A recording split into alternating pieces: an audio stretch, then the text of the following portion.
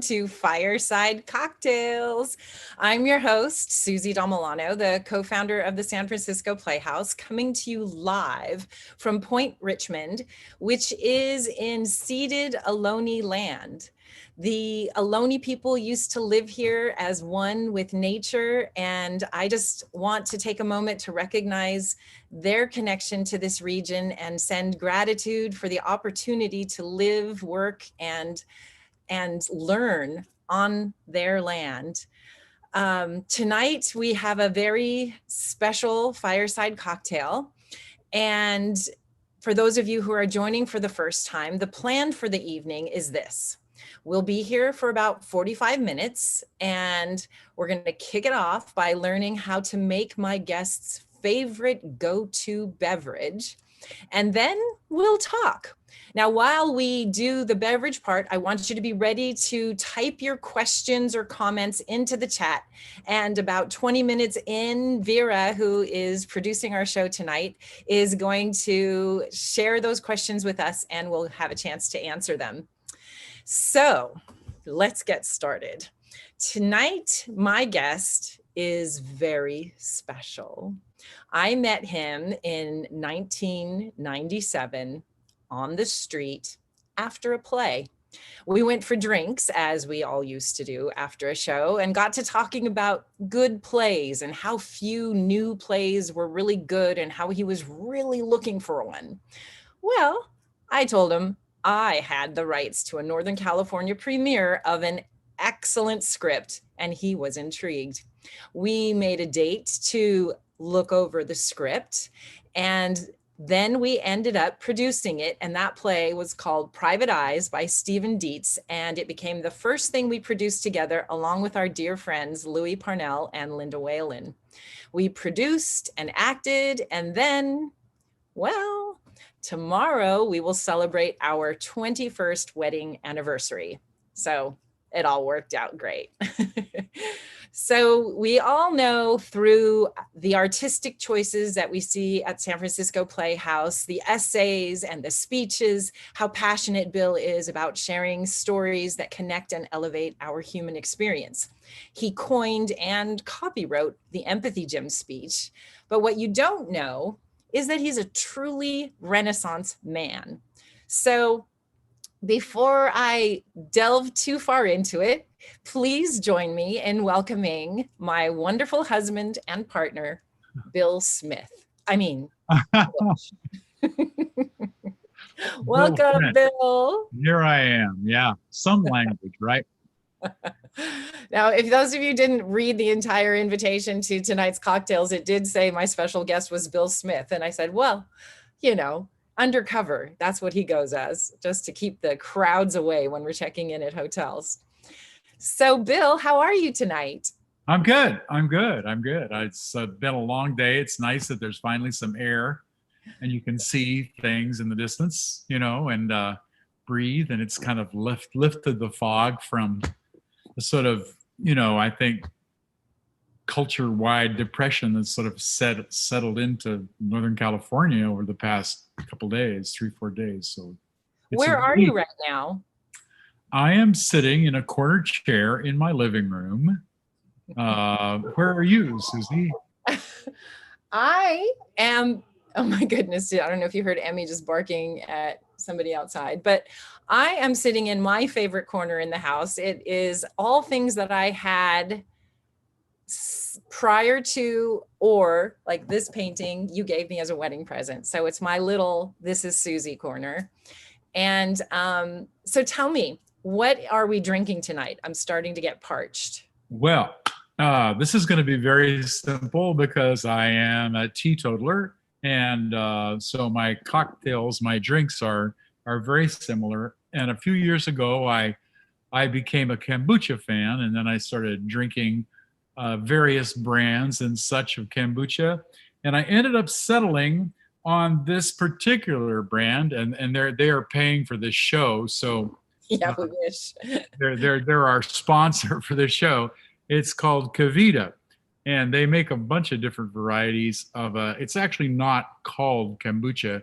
It's called a sparkling probiotic beverage. And the one that I like the best that I get over and over again, although I've had quite a few of them, is one that's flavored with lemon and cayenne. Ooh, because you're so So spicy. for anybody who's been out to eat with me at a Mexican restaurant or Chinese, I love the hotter the food, the better. So I'm particularly fond of this lemon cayenne, and I'm going to shake it up a little bit, You're gonna and shake then, it? and then I'm going to pour it over ice. Why, Susie? I just happened to have an in on what you were getting and got myself set up. So I'm following you. You're Then pouring. Can I you have a hold it higher lime. so we can see what you're doing? Yep, I have a lime, and I'm Ooh. going to squeeze the lime into the sparkling probiotic beverage.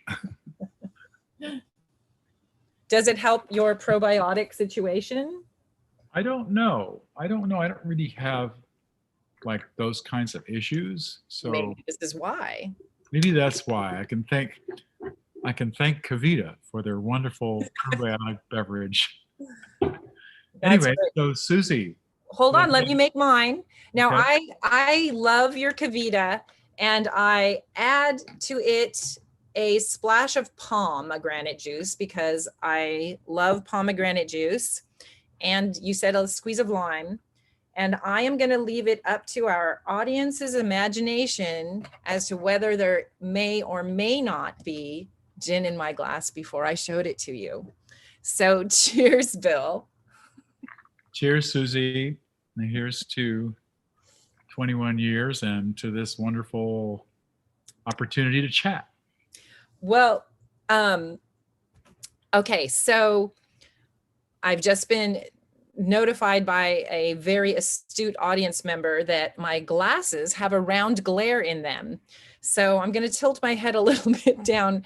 For those of you that don't know, there's a thing called a ring light. And look, I'm going to look right up at it. And it's supposed to make you look fabulous, but they don't tell you that if you wear glasses, you've got to keep your head tucked.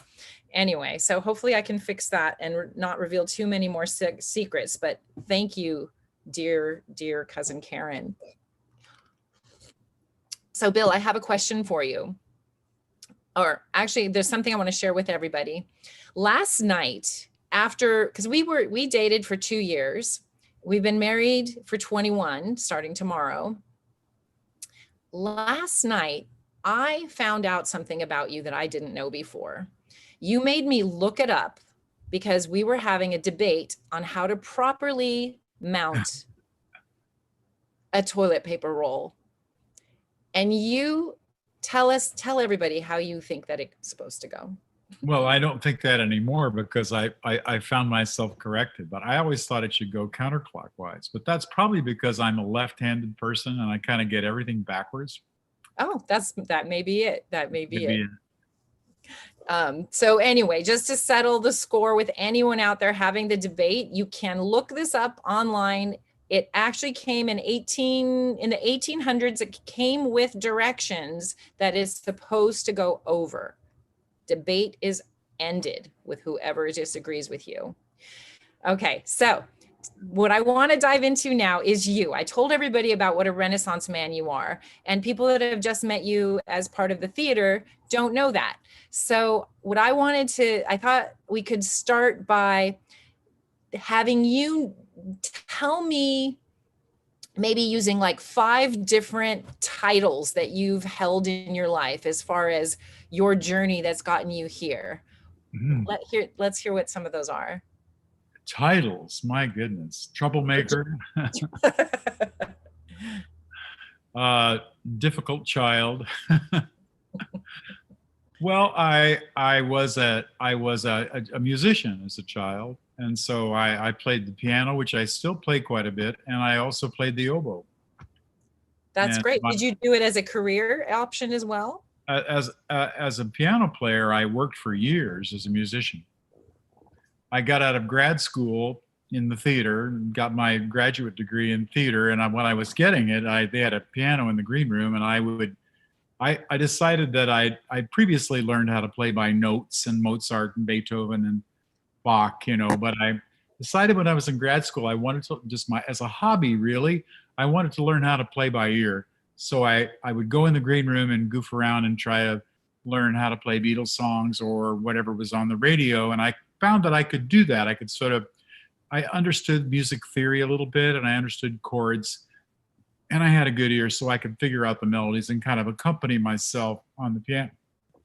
And as I was just about to finish my degree, somebody walked up to me in the green room and said, "Would you like to be in a rock band?" And I said, "Sure." And I went off into the music business for, I think, almost 10 years. You were in a rock band?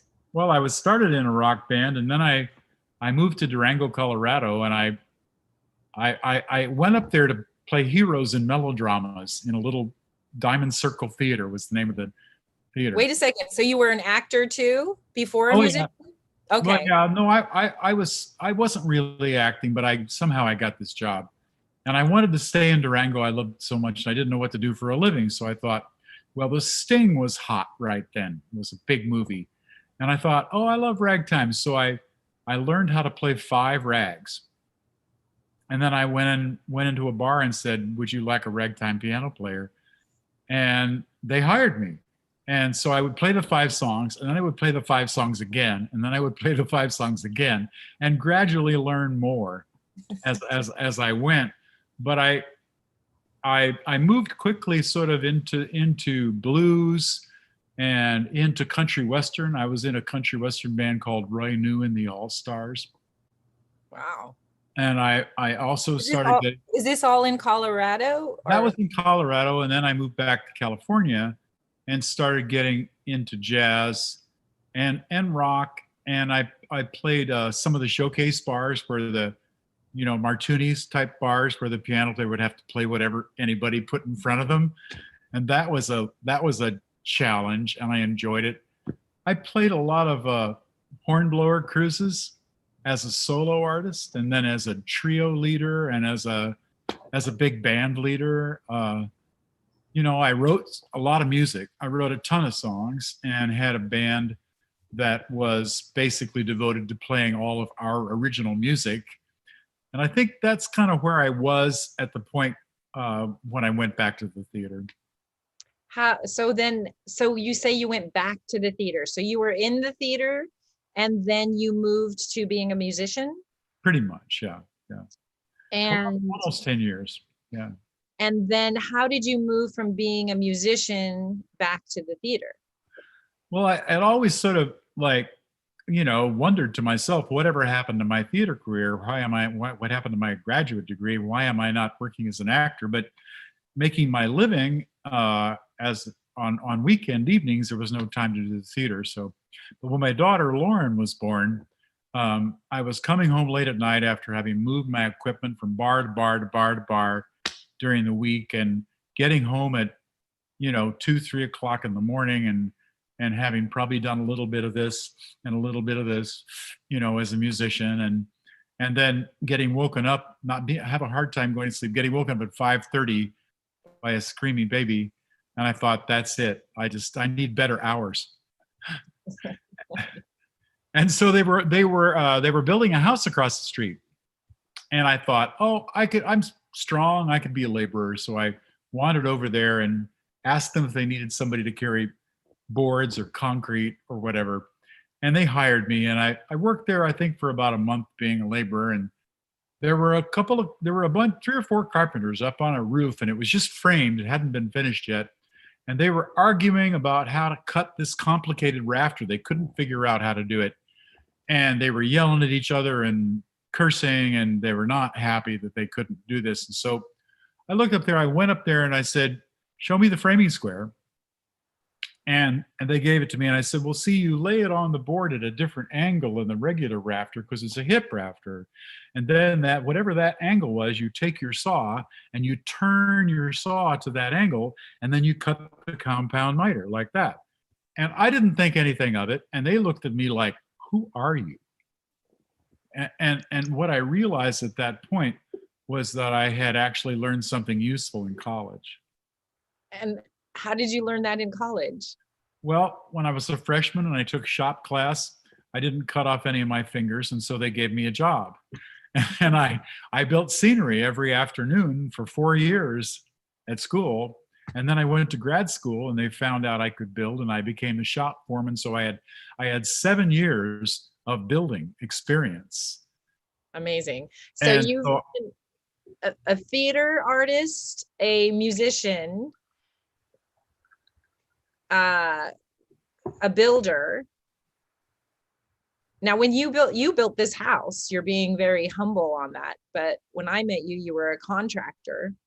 right. So for a long time after I left the music business, it didn't take me long to figure out that I knew more than any of those carpenters, and I had to learn the materials and the codes. But it was just a month or two before I was out, building decks and room additions and remodeling bathrooms and such. And so the great thing about that was it freed up my evenings, and so I went straight back to the theater. They still have a little playhouse in Point Richmond where we live, and it's called the Maskers. And they usually do kind of Arsenic and Old Lace, kind of very lowest common denominator stuff. But for some reason, some director there wanted to do The Devil's Disciple by Shaw, which has always been one of my favorite plays. And so I thought, well, I'll go audition. And I went down and got the lead and didn't think much of it. I thought, oh, that was fun. And a couple months later, they were doing the Fantastics. Well, I played the boy in Fantastics when I was in college. And I thought I always wanted to play El Gallo. So I tried out for El Gallo and got the part. So at that point, I thought, well, maybe there's something to this. So I looked around for a teacher, an acting teacher, and found one in the city. And so I started studying, and then I started going to auditions around town. Now, to play El Gallo, you have to be able to sing. Correct. Have you always been a musical theater person, or did that get developed at some point? Musical theater was there pretty early. I always sang. My father was a choir director and my mother was an organist. So music was like air in our house. And I always sang at church, and I sang in the choir, and I sang in the choruses, and I always really enjoyed it. But I was sort of more of an instrumentalist. I was interested in the piano and in the oboe a little more seriously. And so consequently, when I was a freshman in high school, I was chosen to play the oboe in the pit orchestra for the Mikado. And I didn't think anything of it. Sure, it's a gig. I'm just going to go do it. And I got into the pit, and they started doing the play, and it felt like I had been struck by lightning because I just could not take my eyes off the stage. I had never given the theater a second thought until that moment. And I thought, what the hell am I doing down here in the pit when I could be up there on the stage? And I was so distracted that I kept missing my entrances as an oboe player. And the conductor literally threw his baton at me. Well, the next year, I had moved to a different school, but when the musical came around, I tried out for the musical and got a part in the musical. And what was that? Carousel. It was Carousel, and I got the part of Mr. Snow, which is the secondary lead, and I'd never acted in my life. I was a sophomore in high school, but I had to do it, and I could sing. So that was the birth of my theatrical career at the age of 15. That was my first play. Wow, that's amazing. Yeah, because I remember when we met, it was back in the day of answering machines, and you used to call and sing to me every day. And that was, I would make up songs for you. It was a very good move. So tell me how,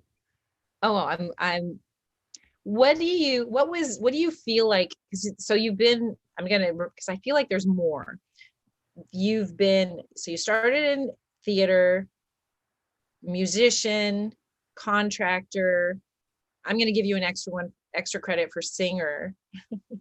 And I know that you've done something else. You've had another career as well. Maybe it was teacher. I taught briefly. My entire family are teachers, lifelong teachers.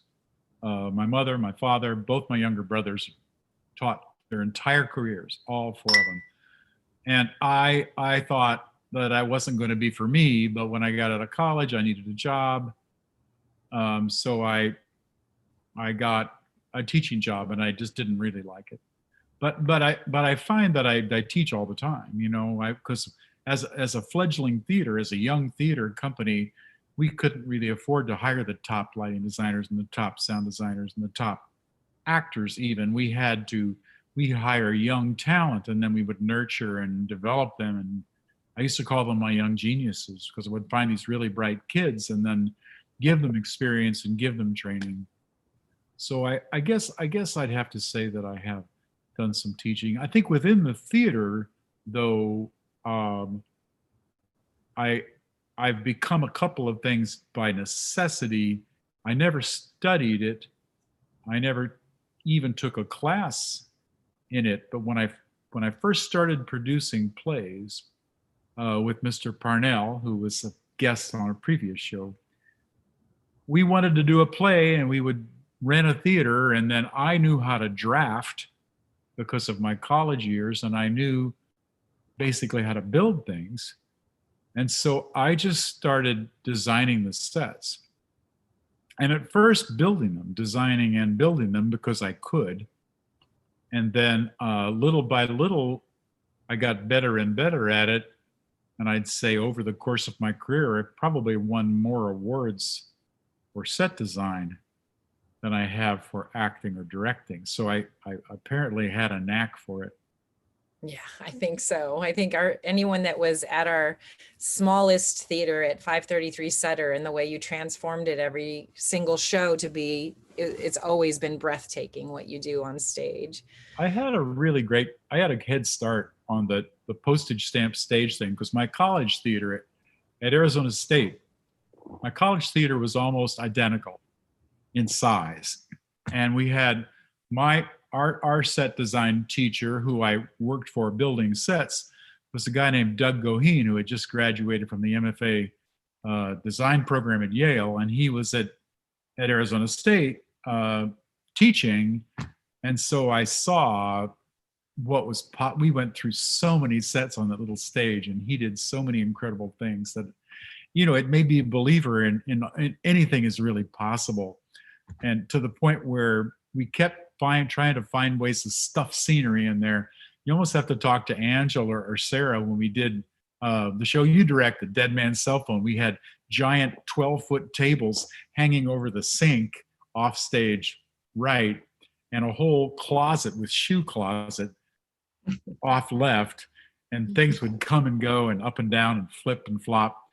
We kept doing that until we finally got to our last show in the space, which to me was the show that put the most scenery on that stage that ever had been, which I didn't actually design. That was a Nina Ball design, but it was My Fair Lady was the last show up there.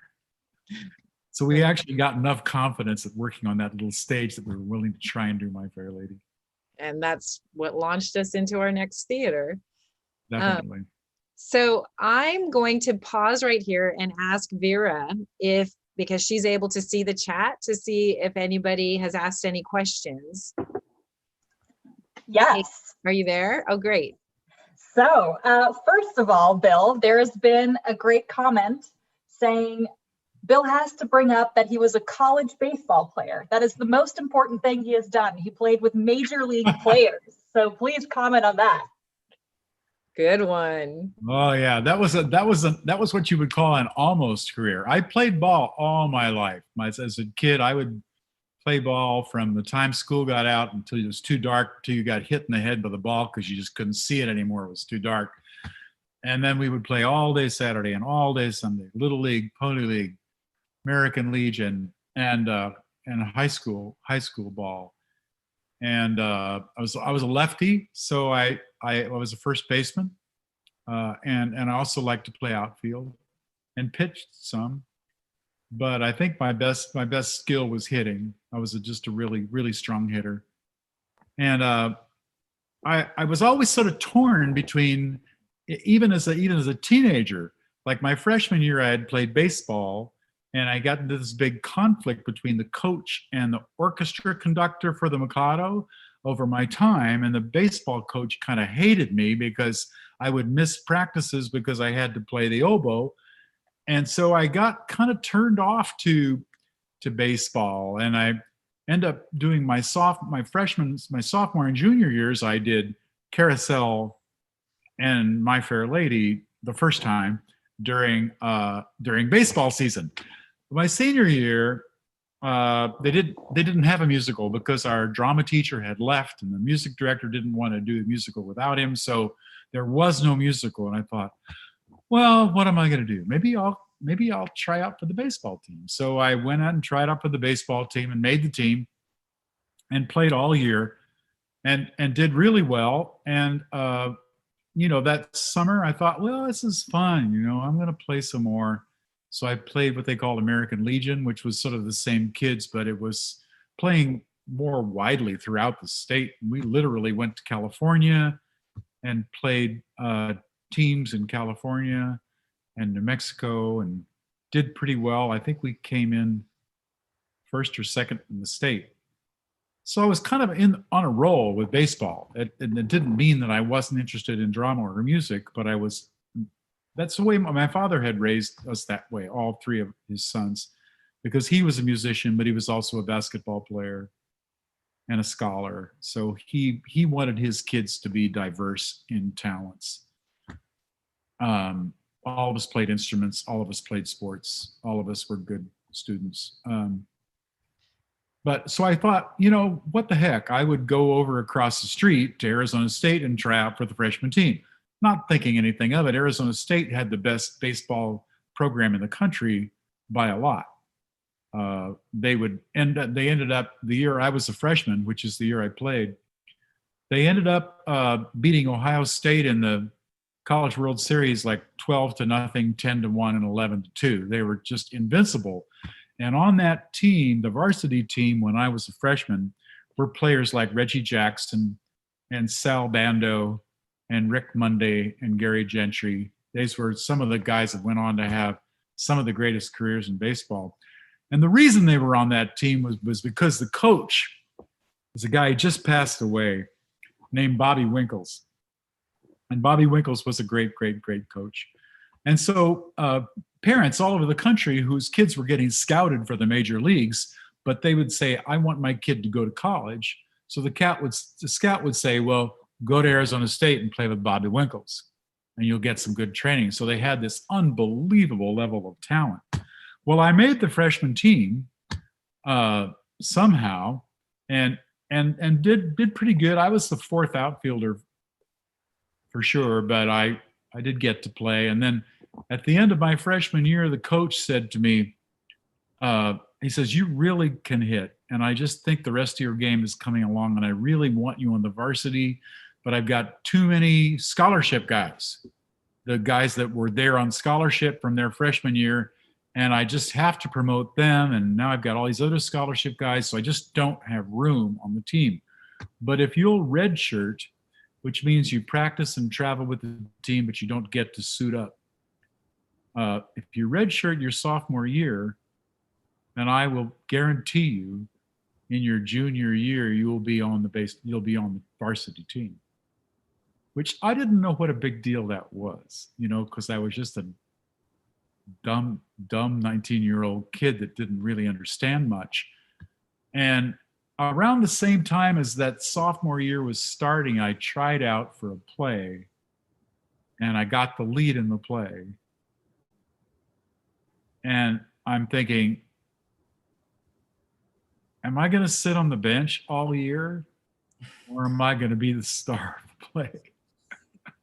And to my numbskull little 19-year-old brain, that seemed like an easy choice. So I dropped off the baseball team and sort of took that was the Robert Frost poem, the two roads diverged in a yellow wood. And I could not travel both. So I ended up going with the theater and dropped out of the baseball. And my father was not happy about that. And I kicked myself over it for years once I realized kind of what I had done, because the play was over 6 weeks later, what had I done? And I thought, oh my God, you could have been a contender. You were a baseball player. You're on Arizona State. I mean, Arizona State, we would play the Cubs and the Giants in spring training and beat them. Wow. Of course, they were all lumbering out of hibernation, and we were so fired up to be playing the Cubs. They would kind of go, oh God, this is too much work, But I think I woke up to about 10, 15, maybe even longer. I stopped beating myself up about it because I realized that it wasn't so much that I liked baseball less than theater, because I liked them both the same. I loved them both deeply. But I think I just generally had a better time with that particular group of theater artists than I did with that particular group of baseball players. So I kind of went with my peer group, right? I went with the people I had the most fun with. And it sounds like you've come to terms with your choices. I think so, yeah, definitely. It definitely made me a late bloomer because I didn't get back to the theater. I think if I lost a decade, right, of not doing theater. But, it's tough to get around me when we're doing musicals because I just don't, as a musician, it gives me an edge as a director, I think. So time well spent. They say that the theater is the queen of the arts because it requires all of the other arts to do it. It requires architecture and costuming and, furniture making, writing, dance. And so having done all those things, I think, even though it took me into my 50s to become an artistic director, I think that long and winding road, through all those other careers prepared me for awesome. where I ended up. Well, we're glad to have you. Hey, Vera, were there any other questions? Yeah, there are a couple more. I'll follow up with one quick one that kind of thematically fits, Bill. Another one for you. What lessons from sports have you transferred to your work in the arts?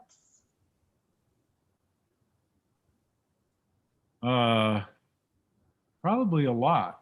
I think it's interesting because all three of us, my two younger brothers and I, we all ended up being performers.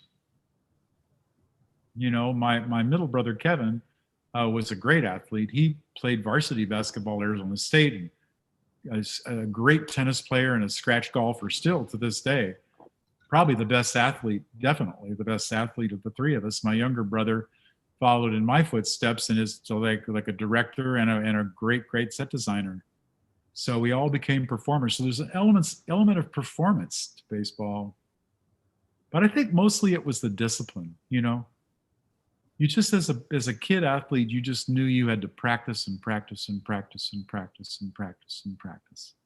It was somehow easier to learn that lesson and see the benefits of practice, see your improvement in a sport, because I didn't ever really quite get that with music. I really quite was willing to put in the hours at the piano that would have taught me that lesson. But I was willing to put in the hours on the baseball field. So I learned about discipline.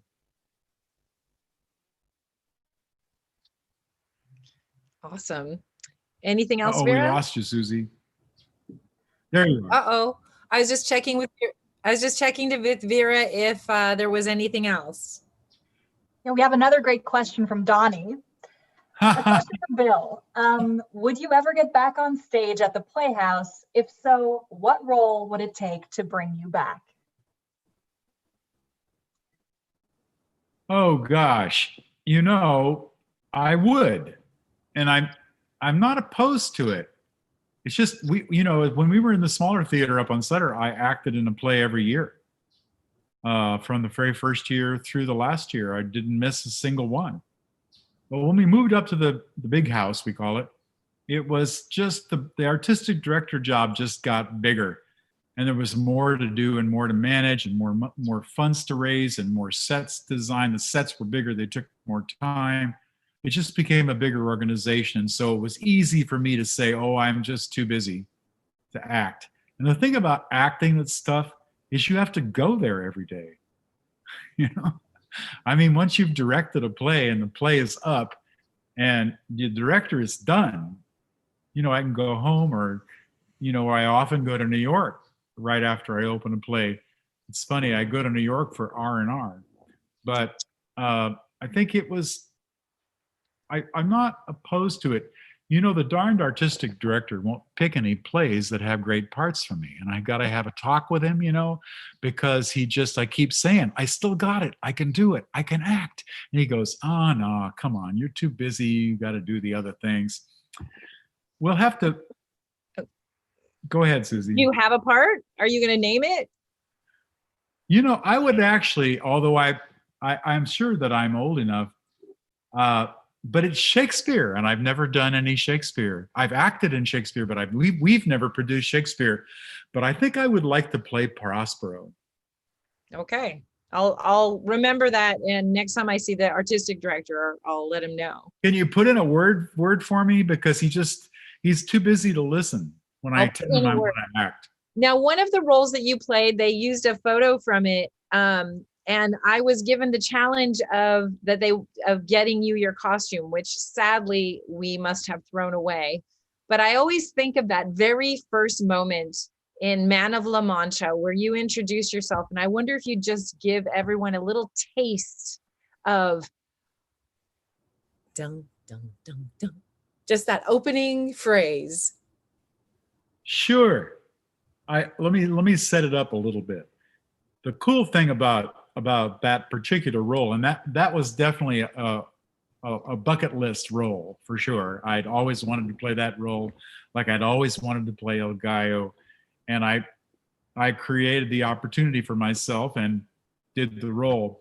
But at the beginning of Man of La Mancha, we're in prison with Cervantes, who's been jailed by the Inquisition, and he's brought the book, the Don Quixote manuscript, with him. And it's in his trunk, and the prisoners all want to steal it from him and to burn because they're cold and it's paper and it will burn. And he says, no, please. And he says, let me tell you, just give me 5 minutes. And so what he has to do at that point is he has to transform himself from Cervantes into Don Quixote. And the way he does that is to put on the goatee and the mustache and the eyebrows of an old man. And I had in my trunk a little cigar box which had the goatee, which you would put spirit gum on a half an hour early so it would be tacky. And then I had to go out in front of the audience with the cigar box and put the goatee on, put the mustache on, put the eyebrows on, while I sang, I am I, Don Quixote, the Lord of La Mancha, my destiny calls and I go. I want you to be in a musical. So if we can find a musical where you can play Prospero, then I think we'll both be on the same page. Thank you for doing that. I don't know whether anybody ever tried to make The Tempest into a musical. Maybe. I always wanted to play Professor Harold Hill. That was a role in The Music Man. But might be a little long in the tooth for that role at this point. I'll let people opine on that if anybody has an opinion. Excellent. The Music Man is one of my favorites. Were there any other, is there anything else, Vera, or shall I go to my bonus round? I think your bonus round is great, and that was awesome, Bill. That was fantastic. There are two more things if you want to touch on them. One more question of which career was the most challenging and the most rewarding, Bill? And then one for both of you. How did you come up with the empathy gym? Haha, I'm going to let him answer both of those because he came up with both of them. Well, gosh, I would have to say the last career. which I'm thinking of as my last career. Although I think being an artistic director has been absolutely, it's the most challenging thing I ever attempted in my life, without a doubt. It's a 24/7 kind of job, and you have to be good at everything, and you don't have not a lot of room for error. And you start out thinking you're going to be an artist, and then you realize that you're going to be a fundraiser, and you have to deal with all of that. And which ended up being one of the most rewarding parts of it, because you meet so many amazing people and you form such deep, meaningful, powerful, life-affirming relationships with so many people. I would say absolutely the most challenging and absolutely the most rewarding, without a doubt. Great answer. And then the empathy gym. As to how I came up with the phrase, the empathy gym, I could not, I have no idea. It must have just sprung into my head at one point. I think I used to give a curtain speech, right? I used to regularly do curtain speech especially when we were a young theater, trying to, talk to people about what we thought was important. And I've always felt that theater was a spiritual thing, that we do it to connect with our highest self, and to connect with possibility, and to connect with each other, and to connect with humanity. The theater is something that unifies us and makes us understand what we all have in common. And I probably went up on stage sometime and said, it's really about having empathy, and it's like going to the empathy gym. And then I had said it. I'd put the two words together, probably accidentally, but they sounded good. And I walked out in the lobby and somebody gave me some feedback and said, "Oh, that sounds good, Bill. You have to talk more about that empathy gym." And so I kind of, it developed over time. And now you have a copyright for it. Yeah. Is that crazy? I just thought, wow, this is really who we are. It really defines the idea of the empathy gym, and the idea that empathy is at the core of what theater is for and its purpose. I think it's like a mantra, and I think it governs every single choice that we make. Every choice we make, from how we say hi to people at the box, the way TU talks to people at the box office, the way the bartenders, the M&Ms in the inner circle lounge, the choice of plays, the choice of actors, the choice of everything comes from that. So it's everything. I love it. Okay. So are you ready? We're getting ready. We're going to move into the bonus round here. Okay, wait, I'm going to do a little drum roll. Ready? Now you take a little drink. Take a little drink. All right. Just for those of you at home, he tried to cheat and ask me what the questions were before, and I would not tell him. Even though I've heard them, I can't remember them. So fair enough. Okay. 10 questions. Number 1, dog or cat? Dog. Good answer. What is your dream meal? Dream meal. Oh my gosh. I'm a very simple guy. Give me a meatloaf and baked potato, or a steak and an arugula salad. What is your favorite word? Love. Aww. One item on your bucket list, something that you haven't done yet. Professor Harold Hill. If you could have a drink or a cavita with anyone, alive or dead, who would it be? William Shakespeare. What's your favorite song or lyric? I have often walked down this street before. What is your go-to quote?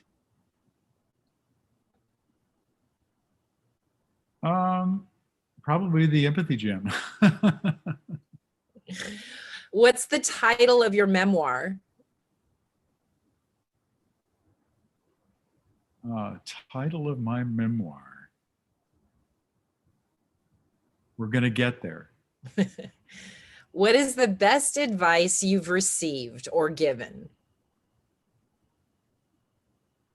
My father, I remember complaining to my father one time about how this person didn't understand me or this person didn't understand what I was trying to say to them. And he told me that I shouldn't judge people by my own standards. That's a good one. And I've lived that. I definitely took that advice. Amazing. So the last one is, what do we need most right now?